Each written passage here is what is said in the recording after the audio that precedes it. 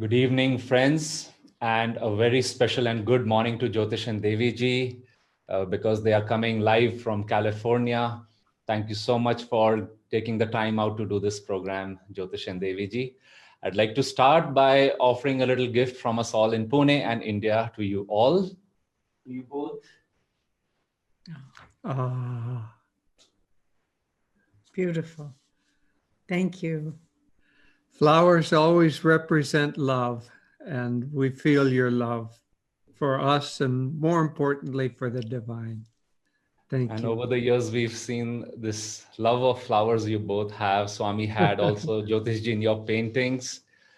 So I'd like to start with a little introduction of you both because many of our audiences are new. They're actually meeting you for the first time, and then we will go into the program itself. So friends, first of all, thank you for joining. As you know, this program is coming on Facebook Live, also on Zoom right now. And especially if Zoom gets full, which it will at 500 capacity, then please do find us on Facebook Live. My name is Brahmachari Aditya, and I'm speaking from Ananda Sangha Center in Pune city in India. And today is a very, very special day. As I was meditating before this evening, it felt like Diwali to me. Diwali season has begun, but especially over the years, Jyotish and Devi ji have often come to Pune in Diwali. And I remember, especially 2014, 15, 16, it would somehow happen in Diwali, and it rekindled those memories for me. And I just wanted to share that feeling I had. Also, Jyotish and Deviji serve as worldwide directors for Ananda's work. They have been doing this for now over 20 years. Ananda was founded by Swami Kriyananda, a direct disciple of Paramhans Yogananda ji. And Ananda started in 1969. And last year we completed 50 years of this beautiful spiritual family, for that is what it is. And as Swami ji used to say, he said, Master Paramhansa Yogananda ji brought these wonderful teachings. It was his joy and honor to share it. And we see the same legacy shining through Jyotish and Devi ji. Jyotish ji serves as the Dharmacharya of Ananda Worldwide. Swami ji had named him to be his successor. And Kriyananda ji left his physical body in 2013. But as I have been saying, his presence, his joy, his love, and his grace shines through Jyotish and Devi ji, through other disciples of Swami ji. And it is a deep joy, friends, this evening to be welcoming them in India, because they would visit India around this time, usually in September every year. And we thought of arranging this program again in such a way that they visit every center, the places where Ananda Sangha has centers in India, Pune being one of them. Next month, Mumbai will be hosting this program, and every month it will go from center to center. And I do hope you can join us in this journey. So with those few words, I'd like to welcome you once again, Jyotish and Devi ji. We met a few hours ago, and I really appreciate, I know it is your deep joy, you are our spiritual parents, but I know how much this means to us for you both to be coming and visiting us. So Thank friends, you. Thank you. We just want to say the only little sadness in our heart is that we're not there physically to share Diwali and this wonderful time of the year with you. But this is what is allowed, and what God gives, we take, is what Master said. and that is one of my questions, which I will come to later. But friends, again, those who may be joining for the first time, this is a series called In Conversation with Jyotish and Devi ji. And today's topic, in which they will be answering some of our questions, is living in challenging times. And I have to say that this is a theme we have been discussing for many months. Of course, the world has been going through it. The last few years also, if we look back, have not been easy. But somehow there seems to be a grace when one has a purpose in life, especially a positive purpose. And so we wanted especially to include and ask Jyotish and Deviji questions on this theme, because they have been living by these principles now for over 50 years. So with that, Jyotish ji, And Deviji, I'd like to ask you my very first question over here. And these questions have come from friends and many families over here, that we find ourselves now 8 months into the pandemic. The lockdown, of course, came as quite a surprise. And then now with those who are following the news, we know normalcy may not even return the way we were accustomed to it till 2021. What would be your advice to us as devotees, as disciples, you might say, as spiritual aspirants? How can we serve as a channel for light, for strength in these times? Well, thank you. As you say, it's a very challenging time that we're living in. But as devotees, first of all, we should recognize that challenging times are times of great opportunity. In fact, Yoganandaji taught that the times of difficulty are when the seeds of success are planted. So one thing that would be helpful is to ask ourselves, why is the world going through this pandemic? Is it just some sort of a chance thing, some mechanism, some disease that comes and there's no reason for it? Well, that's certainly not what Yoganandaji taught. He taught that the diseases that, especially pandemics, are due to the consciousness of the world, consciousness of mankind. We draw this to ourselves. He, of course, lived during the great pandemic of the flu, Spanish flu, they called it, in 1918, 1919 at that time. And that killed many, many, many more people than this pandemic has. But what he said about that was drawn to the world because of the negative thoughts of mankind that were aroused during World War I. And so it's the negative consciousness that draws these things to us. So let's ask now, in these times, we're not in an active world war, but what negative thoughts are there in mankind that is drawing this pandemic to us as, let's call it, a cure to errant consciousness? And so among other things is there has been an increasing separation and rejection of people that are not like you. There has been an increasing greed and a polarization of the wealth of the world, so that a very few people are owning a huge percentage of the wealth of the world. And there's a sense of greed, a sense of taking from others and not caring about others. Anyway, without going into it in depth, because I think we all recognize that there are difficulties in the consciousness of mankind at this time. Without going into it in depth, let's understand that it's our consciousness that has drawn this in order to cure us, in order to help.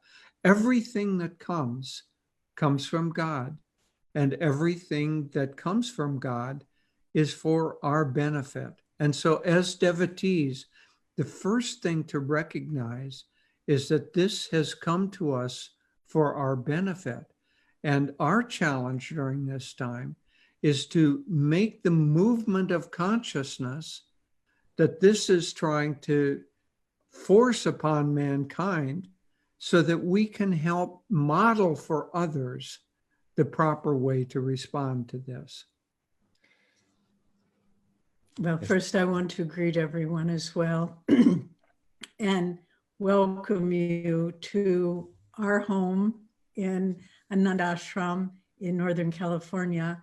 And I know Aditya has been here in person, many of our friends have, but it's nice to invite you all to join us as well. Right behind us, you can see on the wall is a beautiful painting that Jyotish did. I hope you can see it clearly. The lighting isn't quite as nice as it should be, but it's Master, our Guruji, on a little boat riding across stormy seas.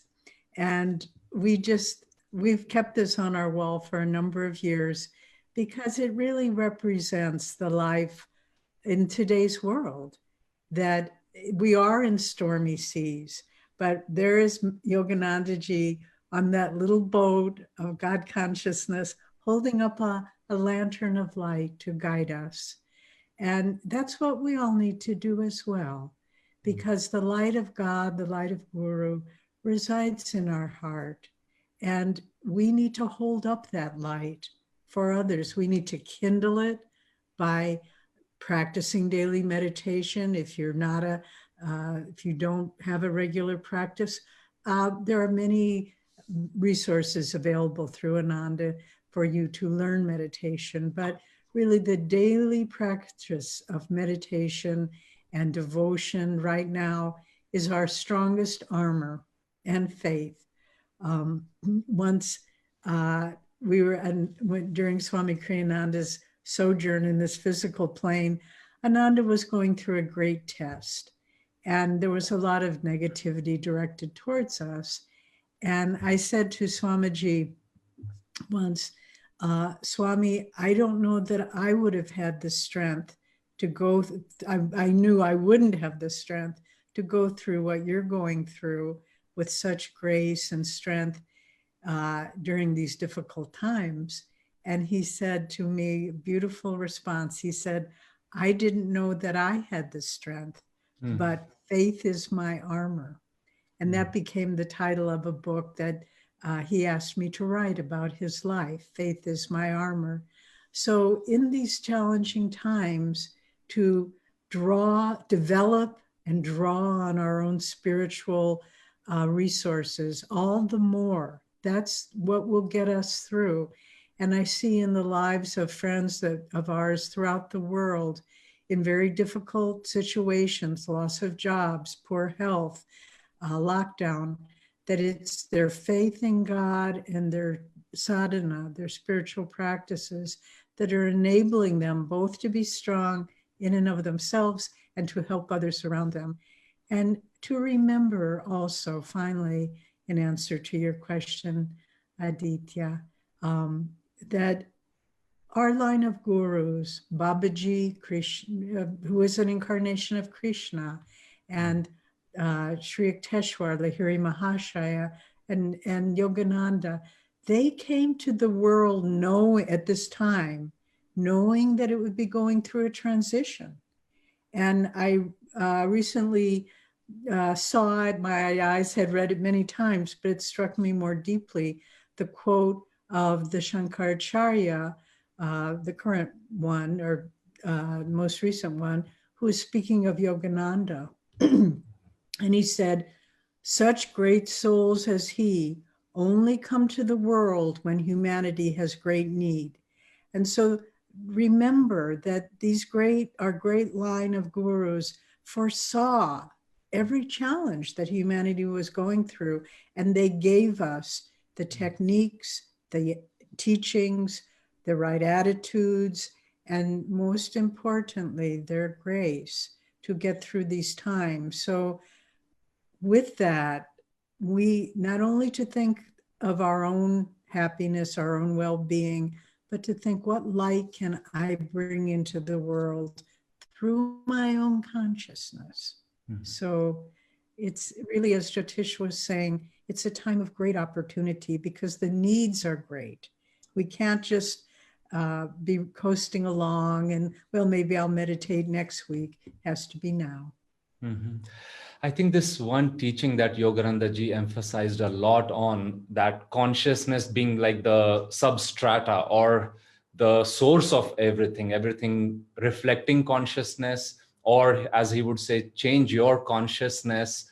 I mean, the same answer I'm finding in what you just shared, that instead of feeling helpless in some remote corner, some room somewhere, not knowing what's going on, feeling uncertain or being surprised by news every morning, new unfortunate headlines, one can start working on their consciousness and basically, as you're saying, develop that faith, do something positive about it through their sadhana, through their satsang, through their prayers, perhaps, or any positive avenue for that matter, and work on changing our consciousness. I really feel that's such a positive thing to keep in mind, that I am not an effect. I get to participate in this. It's happening to us all, and let's see what we can do about this. So thank you for sharing those thoughts on how to act positively and have some, a strong faith. I want to also ask you something over here, which as a community, you all went through collectively. This was in 1970s when the Great Fire came. Here was Kriyanandaji trying to start a community because Yoganandaji was enthusiastic about cooperative spiritual communities. And it could be taken as a great misfortune that a starting community, as it was, burned to the ground till the last one house standing. How did you all take to that experience? How did Swamiji take to that, you might say, difficult moment? And how did you all come out as a community to thrive and succeed as you are after all these decades? What made the shift? Well, that's a very interesting question. For those who are unfamiliar with the event, about 6 or 7 years into the community, forest fire, which California is subject to those, swept through and destroyed virtually all of the housing in the community. And so there were probably about 50 or 60 of us living here at that time, and it destroyed about 25 houses. So there were a number of things that helped us through that. First of all, there was a sense, as Daviji has already mentioned, that there was a grace of the masters surrounding us during this time. And so it wasn't felt by us who were going through this that we were being punished, but rather that something was happening. Perhaps we didn't understand it very well yet, but something was happening and there was a grace of the Guru surrounding us. So the sense of living in grace was the first thing. The second thing was the network of friends, the community, the satsang that we had. And that too is, all of these are applicable to what we're all going through now. So first of all, feel that the grace of the masters is surrounding and protecting us. Secondly, satsang. When we went through that, if we had gone through it alone, it would have been very, very hard, very challenging. But the fact that we were going through it with friends, with people who cared about us, we could help them, they could help us. It was a network. It made things much, much easier. And so satsang was another. The leadership of Swami Kriyananda, of course, was a third factor. He modeled for us the right consciousness with which to go through this. And I'll end by saying one of the things that he modeled for us was that we are beings of consciousness. During that time, we didn't have insurance that would rebuild the houses. And all of our surrounding neighbors who had also lost their property, their houses, they found out that the cause of the fire was some county equipment. And so they threatened lawsuits against the county. Swami Kriyananda said, no, we will not sue the county. We came to this place to give, not to take. And so it was a sense of giving even during our misfortune. But more importantly, and this was very, very important, he was sending to us, modeling for us the message that our welfare does not depend upon outer circumstances. It depends upon our relationship to God, and it depends upon our own inner strength. And he wanted us to depend on that rather than external, even obvious things like external money. And the little money that we did have that people donated, do you know what we did with that? We didn't build houses for ourselves, which we certainly could have started to do. There were a number of people who it shook their faith, and so they had decided to leave the community. That money that was donated, we gave to those people who were leaving Ananda, because we knew that we had God, our faith, we had each other, but those people leaving didn't have anything except their dependence on outer circumstances, money in this case. And so we helped them along in what they had. But this is a very important lesson for us at this time. Don't depend on things outside of yourself. Depend rather on your own strength, your connection with God, your satsang with each other, and then become a model to help others. Yes, I'll share a few stories on a more personal level about the fire. And again, looking back on my life, I would not have missed that experience for the world. It was one of the greatest gifts spiritually that we've received in our life. But first of all, to make it a little more poignant, some of you know the story, not all, that 11 days before the fire happened, our son was born. And so we had an 11-day-old baby at that time. And the day of the fire, I went in took the child in for a checkup. And so I wasn't there just when the fire struck, but then I started driving back from the doctor's office to the ashram, the community. And I got to a certain place on the road and there was a roadblock. The police were there with a roadblock.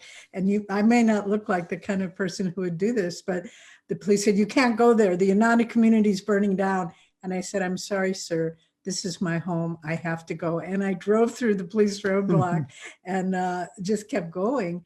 And then when I got there, it was a disaster. Everything was burning. I had this new little baby. And I didn't know at that point if Jyotish was alive or not. And then I was looking around, and after some time, I saw him walking along the road down the hill from where our house had been. It was already now destroyed. And I didn't want him to worry about me. So I put a big smile on my face. But I had the ability to smile. It was still there. And Jyotish, I think, had the same thought. So he put a big smile on his face. And the first thing he said to me, and it defined the rest of the experience. The house that we had lived in, he had built himself. And though he is a sincere carpenter, he is not a gifted carpenter. And the house leaked pretty badly. And so the first thing he said to me was, "You know what? We don't have to worry about all those leaks anymore." And we both burst out laughing in the middle of chaos. And that was the lesson, that find the joy in the middle of whatever there is.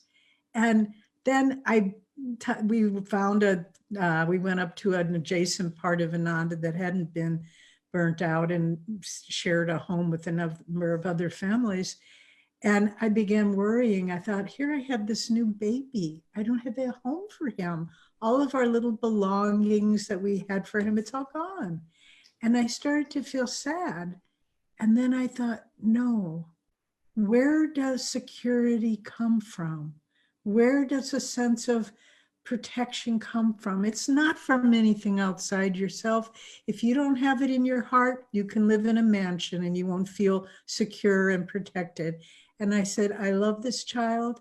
I love God. I will surround us with a sense of God's peace and protection. And so it was.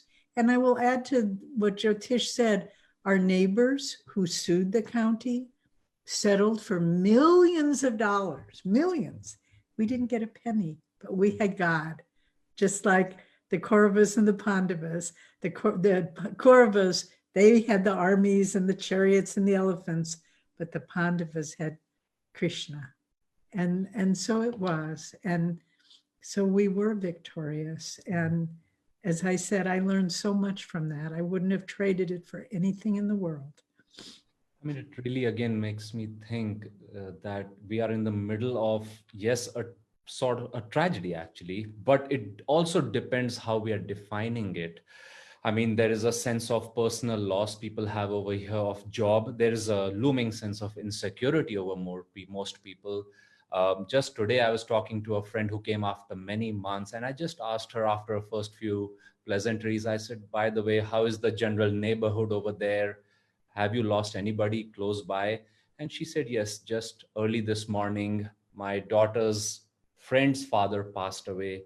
It was a blind couple, and the father passed away, and it's just so shattering for families."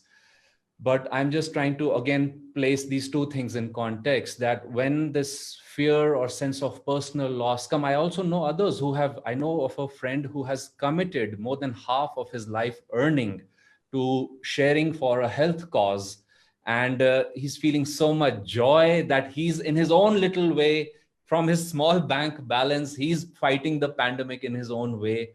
That it make, again, you see individuals and how they are responding to this situation. Because I also want to come back to that thing you mentioned, Jyotishji, that there was this, the first thing you mentioned was a sense of grace you felt. Because Kriyanandaji used to say God's grace is equally present for everyone all the time.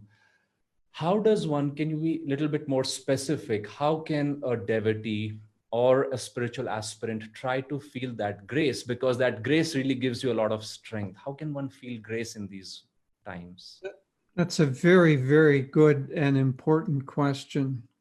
You know, first of all, we have to break the hypnotism that our inner state depends on outer conditions. The world very strongly tries to get us to believe that you cannot be happy if you don't have this. You think of all the advertising, all of the messages we get, and the world is constantly trying to say, you cannot possibly be happy unless you have this product or this jewelry or that sari, whatever it is. So we have to fight against that hypnotism to realize that it is our inner state of consciousness that is what determines whether we'll be happy or unhappy. So start with the fact that you have to work on your own state of consciousness and disconnect it or become a little unattached of identifying that with what's happening outwardly. Secondly, the more we think about ourselves, the less happy and less effective we'll be. We heard a beautiful story. So helping others, just as you said, this example of someone helping others, if we help others, not only are we going to be happy, but we will set up karmic conditions where the world will want to help us. We heard a beautiful story coming from our center in West Delhi, where they have a beautiful core group there. And about 6 or 7 people had lost their jobs and were having a very difficult time. And so everybody else banded together and helped that group of people financially to make sure that they were at least able to meet the minimum needs that they had. And now, after 7 or 8 months into the pandemic, 4 out of the 6 have regained their employment and now are in a position where they too can help others. But forgetting oneself and turning instead, feeling that your happiness depends on your own consciousness and in part what you do, and then doing for others. This is one of the basic tenets of all religions. Do for others what you would like them to do for you. And if you do that, that simple thing, you will get in tune with the positive flow of grace, and that grace will help support you. Maybe not in outer circumstances as you define it at this point, but inwardly it will help sustain you. You know, I'll also add, Jyotish and I are now rereading Mahabharata, and I really suggest that everyone read it now if you are interested, because it's such a description of what's going on right now in the world. There is a battle going on, a battle of light and darkness. And the master has a, Yoganandaji has a magnificent interpretation of the Gita and by extension the Mahabharata, that it's all symbolic, that it's the battle is the battle within ourselves. The Kauravas and the Pandavas are aspects of our own self, the negative, materialistic, anger, greed. Each character on both sides represents a certain quality within ourselves. But in the battle itself is amazing. I mean, it goes on, and it takes every ounce of strength and positive energy and that they have, the Pandavas, and to keep going. It's not easy. And it's curious because from the very beginning, it's foretold, and they've heard it, the Pandavas, that they will be victorious. Why? Because light is the reality of this world. Darkness is just a diminution of light. That's all it is. It doesn't have reality in and of itself. So even though we know that the light will prevail, we cannot sit back and say, oh, the pandemic will go away in time and things will return. We have to fight the inner battle to stay positive, to help our family members who are despairing or frightened or anxious. We have to help them by our example, by our encouragement, by our own positive energy.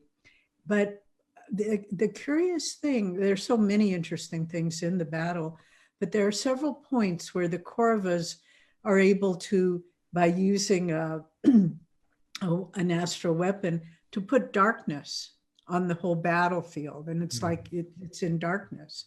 And then there's a point where Shakuni has the power to to create the illusion of wild, terrible animals attacking Arjuna. But and this happens a number of times. But in all cases, the Pandavas use the power of light to dispel the darkness. And in the end, the darkness wasn't real.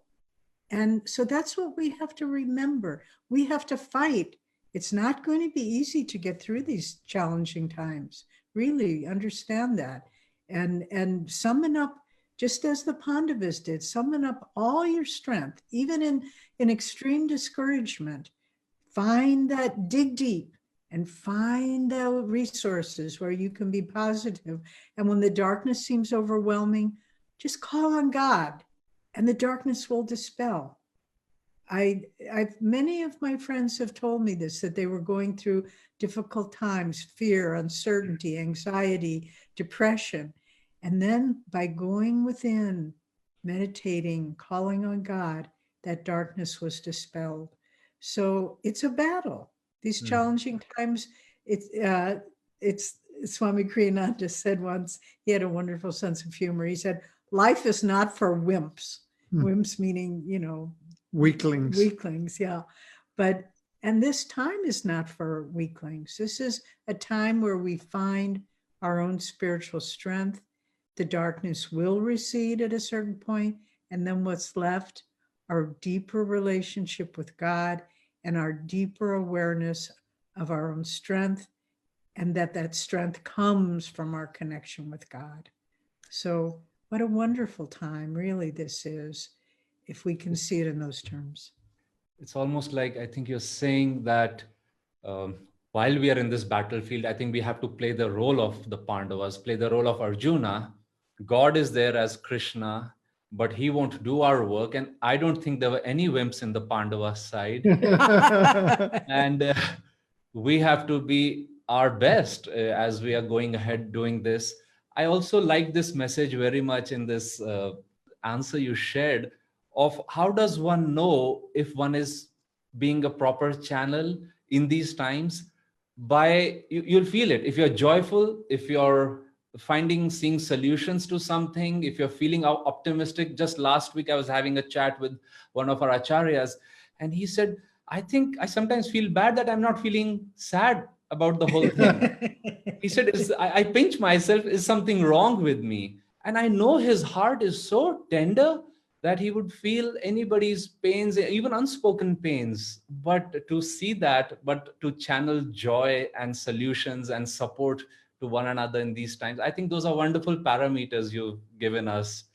I'd like to now extend this a question a little bit more to make it a bit personal, because the lockdown also exposed a certain weakness we find in human relationships, in families, in homes. I mean, it's like when the lockdown began and nobody was allowed to go out, people found it quite challenging to face one another, deal one another in the same family. And I'm sure you've heard this from many others, how does one work on creating harmony in a difficult family in these times? Yeah, this is a very interesting, and again, there are so many, many lessons to be learned in this time of difficulty and lockdown. And this is one of them. But in terms of my feeling, I don't feel badly for the pressure that our people are under. I feel badly when they don't respond properly to it, because then I know that they're going to bring more suffering on themselves. But in terms of difficult family relationships, you know, as we go through life in any kind of a situation, we tend to try to create an equilibrium in it. At work, we try to find a way, well, we don't get along very well with this coworker. I'll avoid him as much as I can, and I'll keep my mouth closed if the boss is a little angry, but I, you know, so we find an equilibrium. The same in a home, we find an equilibrium. We may have some members of the household that we're in that it's not very pleasant to be around, but we find a way to cope with that. But now conditions have changed. And so instead of coping by leaving every morning and being away for 8 hours or 10 hours and only relating a small amount of time, we're forced to come together and to have kind of Swami would, we have to work it out. Swami would sometimes put people together who had a natural distaste for each other, or difficulty. I shouldn't say distaste, but the chemistry didn't quite work. And Swami, some people thought it was a little mischievous on his part, but he would make them work together. And eventually they would work through whatever it was within them that was being challenged by that. So if you're in a family situation and you're finding it difficult now, this is an opportunity to look, first of all, what do I bring to this equation? Am I a difficult person to get along with? Do I push at others? Do I have anger? Do I act in a negative way? And it gives us an opportunity not to just gloss over, but to actually look and to change our behavior. And secondly, it gives us an opportunity to change the reactive process. So if somebody is doing something that we normally react to negatively, it's an opportunity for us to say, well, I'm too reactive in these situations. I should look not at what they're doing wrong and blame them. I should ask the question, why do I let it upset me? If they raise their voice, why do I let that upset me? Not, oh, they're terrible people, they cannot raise their voice. But again, always begin to look at whatever situation, in this case, family situation, what is the opportunity to learn and to raise my consciousness? And where there's disharmony, if we can create harmony in the family, we will have not only created a better situation for the family, but we'll have changed ourselves. Where there's darkness, our job is to bring light. And I'll also add, it's a time of that each of us should dig deep and find more patience, more acceptance, more forgiveness for each other, because everyone's under stress. Everyone is perhaps at times not at their best. On a lighter note, Yogananda has a wonderful cleansing diet, 9-day cleansing diet that he recommends devotees do. It's very effective, but it's difficult. And it brings up a lot of toxins, and you often get irritable or sharp or reactive. And when Jyotish and I would do it, we would have an agreement that nothing one says during you're doing the cleansing diet can be remembered or held against you. Just you erase it all.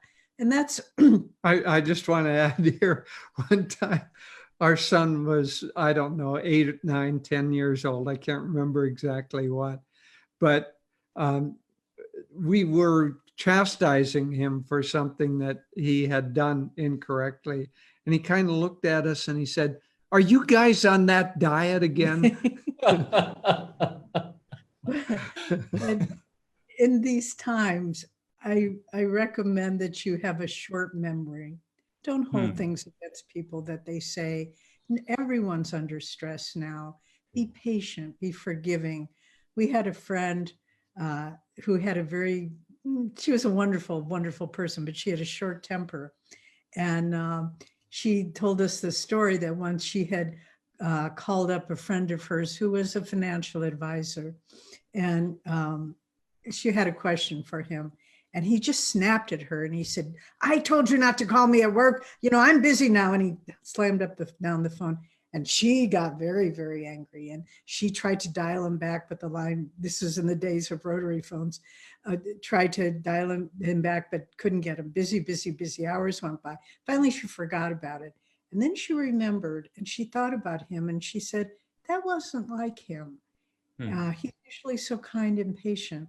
And finally she got through and she said to her friend, "What's troubling you?" Not, "Why did you talk that way to me?"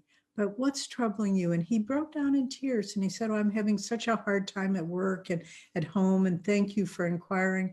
So if someone acts in a way that is distressing to you, rather than reacting back in kind, maybe just ask them quietly, lovingly, "Are you having a hard time, or what's bothering you?" And I really know that those sort of reaching out beyond your own personal reactions, it's what builds deeper love and deeper understanding between people. And, again, living through this together as a family unit, as an extended family, if we do it with forgiveness and patience, kindness and love, it will deepen the bonds that we have with one another. And I'm not just speaking, kind of idealistically. It's true. And we can really form a deeper connection on a divine level now during these difficult times. Thank you. I'm seeing our discussion kind of move from a larger challenge that the world is facing to more like a family unit. It makes me think of, okay, we want to be a solution to on a macroscopic level, but then a devotee is always having opportunities on a microscopic level, on a family unit. And how can we even reach out to somebody who's misunderstood us perhaps, or things like that? Thank you for suggesting those opportunities, and I hope we'll all be looking around for those and making correctives there. Jyotish and Devi ji, you spoke about your son, and I know now he has two wonderful children, your grandchildren. I want to just ask, you met them recently, I think about a month ago. How are they doing? Or how are children in general, of that age doing? In urban areas, they find themselves, of course, mostly limited in the house. In a setting like Ananda Village, there's much more outdoor space and such. But how are they doing? And also, what can parents do in these times to work with children? Because often they can be neglected in an unintentional way. Their needs can be unmet. What is your feeling about this? Thank you. It's helpful to bring it down to personal examples.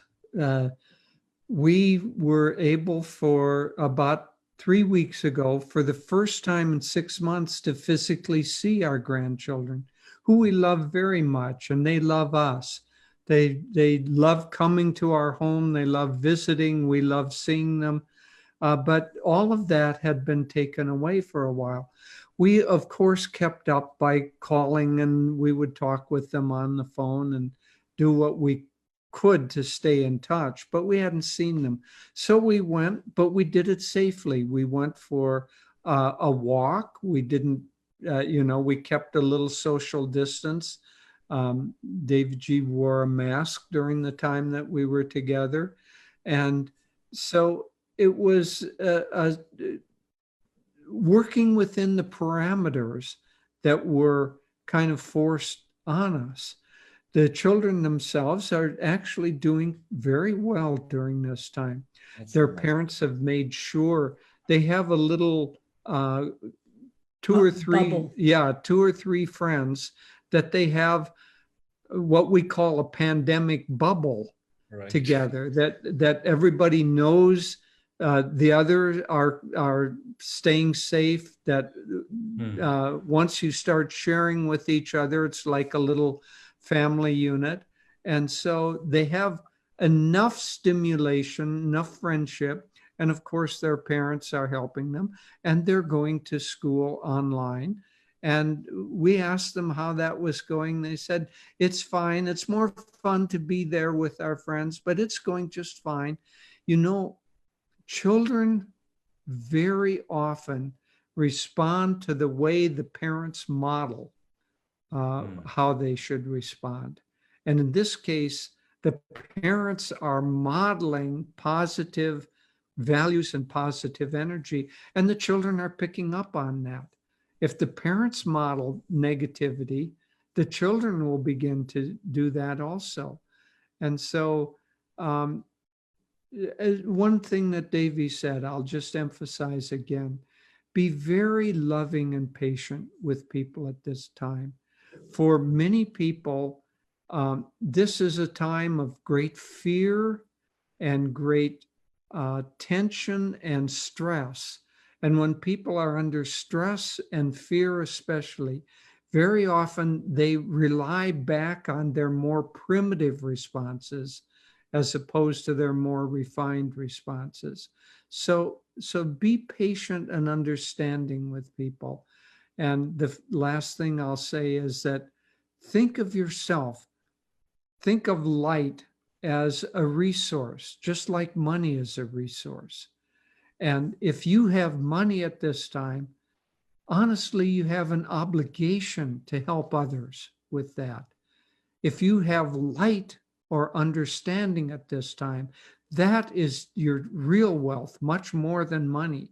And you have an obligation to help others with your light and with your positivity, just as if you were a rich man at this time and saw the needs of others.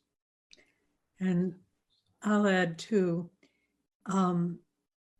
both personally and then I see there's a question that's come, how to help people, especially teenagers and children, deal with mental health issues. Try to look for positive things you can help your children to be involved in. We send our children, we mail them books that we think they'd be interested in reading, and art supplies that they can, and little arts crafts that they can do at home. And I know our son takes the children. They don't live at Ananda, but not too far away. And they go for nice walks together all the time. And just to do things that uplift the energy, consciously try to keep the energy moving. And the other grandfather of our grandchildren on the other side, he's a very nice man. He gets on Facebook with the children and he reads them stories, which is just so sweet. And then they read stories back to him. So it just to keep understand that these are for particularly for children, teenagers who are in the formative years, who don't have yet the resources that we have, to understand this is very challenging for them, and to keep finding things as much as working and, you know, all the things that we aren't working at home or whatever we may be doing. Part of our Dharma now is to offer, don't ignore the children. They need light more than ever right now. And to just keep reinforcing it however you can do, and look for things that they innately enjoy, and try to find ways that you can, even in, you know, compromised circumstances now, you can still offer that to them. For example, our little 8-year-old grandson loves sports. Well, they can't do sports now because there's no team sports. So we sent him a book, a little children's biography of a famous basketball player, because we knew he would like that. And again, it encourages him in his own interests. Encourage their interests, be positive, make sure that you're tuning in to their needs, and model the example. That's so important for children, positive examples of adults who are dealing in a constructive way with the challenges. I know our time is growing short, but I do want to emphasize that each of us have our own individual responsibility to make our spiritual practices strong at this time.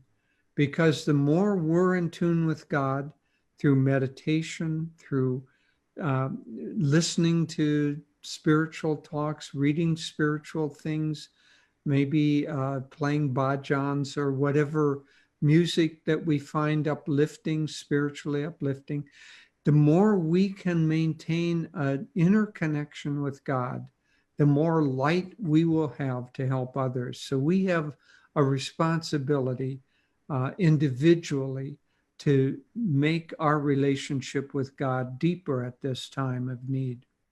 And we also want to take this opportunity, as our time is coming to a close, to, in this wonderful season of Diwali, where, as Aditya said, we're celebrating with all of our friends in India. But now just to send our heartfelt, warm greetings and wishes for a happy Diwali season, and remember the deeper celebration of Diwali. It's presents and so forth, but it's the festival of light. It's the giving of light. It's the returning of light to the world. So let's really focus on the deeper aspect of Diwali now, and in whatever way we can, light the little lights around us and within us. Thank you so much. Thank you so much for these questions and answers. I'll actually close by sharing. May I ask one last question that has Of also course. come in? Yeah, and it's okay. We have the bandwidth to go along if you have 5-6 more minutes. Of course. Sure, we have as Also, much is time. because you spent so much time with Swami Kriyananda ji, and he had personally heard Yogananda ji make some predictions, and of course Yogananda ji would say it's not fixed in written in stone, but it depends, like you've been sharing, on human nature, on an individual level, on a larger scale. And Yogananda spoke of some difficult times for mankind if we didn't change ourselves. Could you share a little bit about those? What were those, and what can one do in these times to mitigate that effect? Swami was very often drawn to speak to us about preparing for difficult times, because Yogananda had said that just as you were saying, Aditya, unless mankind changed their consciousness, we were going to draw to us very, very difficult times. So Swami often told us to prepare for that. First of all, by preparing inwardly to be strong in our spiritual practices, flexible in our thinking, to a certain extent, unattached to dependency on the world. That's the most important.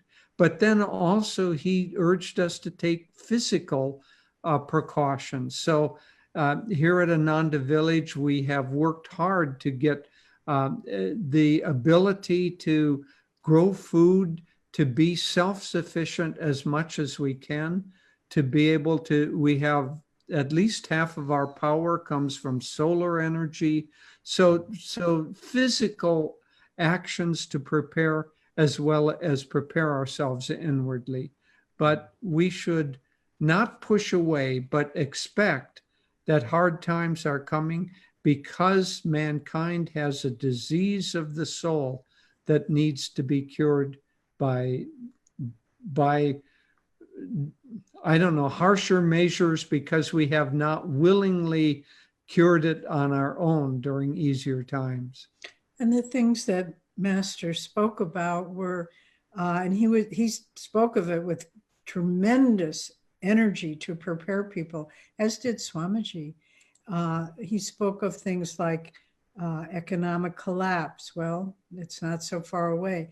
He spoke of global upheavals and instability. He said, and I'm not saying this to frighten you, but he said there would be weeping in every home. Well, with the pandemic, it's pretty evident how this could happen. But he also said that he spoke of a third world war. But as you said, Aditya, he said these things are not carved in stone. If enough of the population, global population, can change their consciousness, these things can be either averted or ameliorated, either not happen or be much less.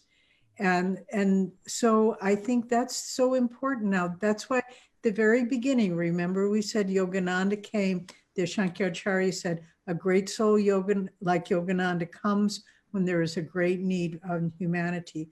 Well, our need is great now. And Yogananda came to show us the way out of this darkness. And we can just realize, and also he said, just to end on a positive note, he said, after these times are over, there would be a period of stability and peace that the world has not known for a long time. So will we live to see that? Maybe not, but it's coming. And maybe the children that are going through this difficult time will live to see that. And they will be stronger for having gone through this difficult time. So it's like I think, go on. Please go ahead. No, I was finished. Just to realize that the times, Yogananda spoke of such times, but in the end, it would be, we would come out of this period and be better for it. I was just thinking, being a medical doctor, that it's like if an illness is predicted, one can become strong, but it may seem unfortunate to go through an illness, but even that, then to think of the recovery, isn't that so wonderful? It's like a fracture. If mankind has to learn a lesson, it may learn it the hard way, but learn it will. And the masters have predicted that. I really want to thank you for renewing our understanding of the spiritual path, Yogananda ji's teachings, what you learned from Swamiji. And I also want to now, friends, take the opportunity, and I want to invite you, Jyotish and Devi ji, to please release your book, A Touch of Love. I have a copy over here, and you have a wonderful ribboned copy there. So will you please open it? Okay, we will cut the ribbon. And there it is. So the title is, these are A Touch of Love, Living the Teachings of Paramahansa Yogananda. And this is a compilation of our weekly blogs.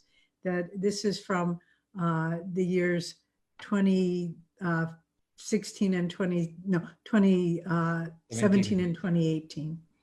And this is the third in the series. There's a touch of joy, a touch of light, a touch of joy, a touch of love, and then the next one will be a touch of peace. And so we hope maybe this would be a Diwali gift for people. But it is going to be a Diwali gift to everybody over here.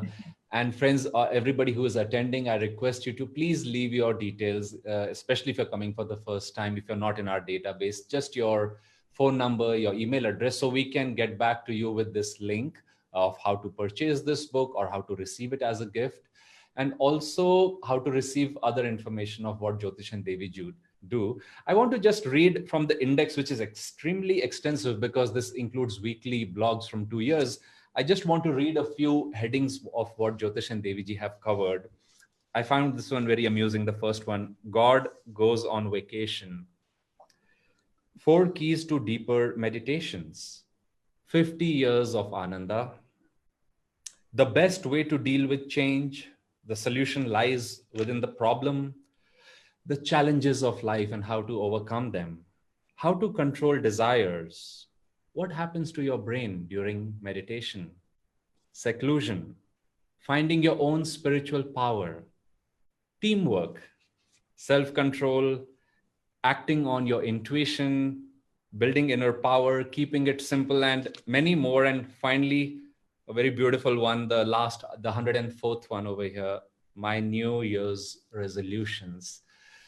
So as we're moving in that direction, I thank you once again, Jyotish and Devi ji, for this gift you offer us every week. And now it's in a compilation with pictures and photographs. Certainly, friends, I've been gifting the previous ones. And now, the moment this book comes out in print, which is coming today or tomorrow, so please place your orders and we will be very happy to share it with you. I'll request you now to please lead us into a minute of meditation for Diwali. And as you blessed us with your wishes, then we can close with a healing prayer from your side. And then I would like to close with a small healing prayer from my side. So let's sit quietly. Sit up straight so that your spine can be a river of energy flowing to the brain and the point between the eyebrows. Feel the grace of God surrounding you. And feel that light of the divine, the light that we celebrate in Diwali, shining within you, especially at the point between the eyebrows. And project that light now out to your family members, your friends,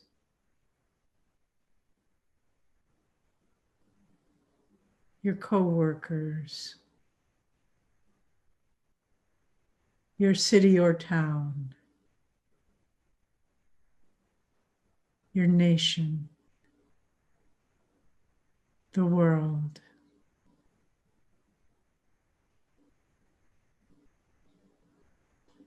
May the light of God protect, sustain, guide, and bless us all, and bless the world.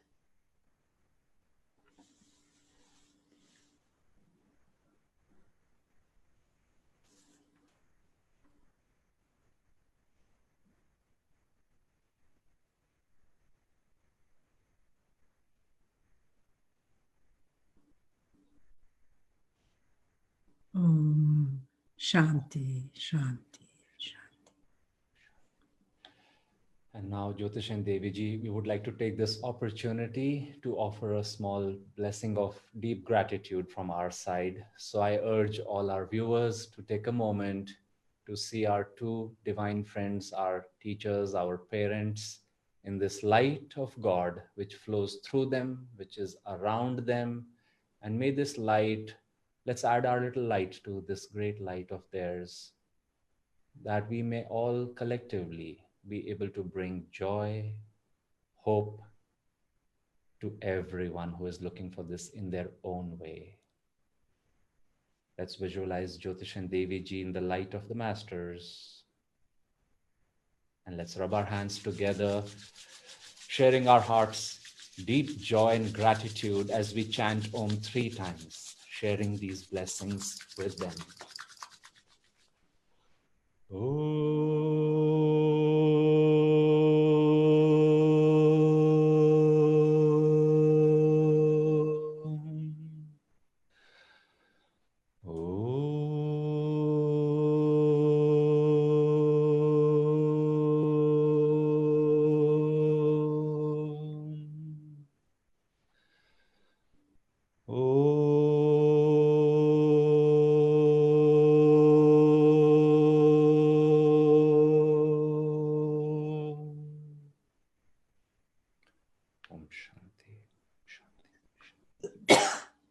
May you have a wonderful Sunday. May you have a wonderful week ahead. And likewise, friends, may you all have a wonderful week ahead. Next month, on the date, December 6th, Sunday, the same time, Ananda Sangha Mumbai will be hosting this conversation with Jyotish and Devi ji on a different topic. We hope to see you all over there. God bless you. Thank God you. bless you, Jyotish and Devi ji. It's been a joy to share with you.